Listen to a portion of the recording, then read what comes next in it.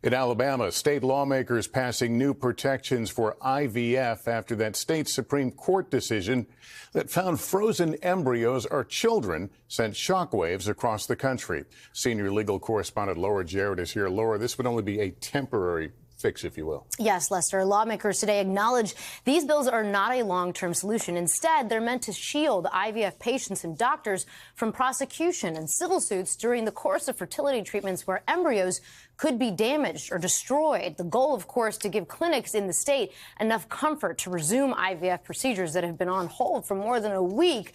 But the bills do not clarify whether the frozen embryos should be considered children, the crux of the state Supreme Court's ruling, potentially leaving a legal gray area. Nevertheless, the governor is expected to sign the proposed legislation as soon as next week, Lester. All right, Laura, thank you. Thanks for watching. Stay updated about breaking news and top stories on the NBC News app or follow us on social media.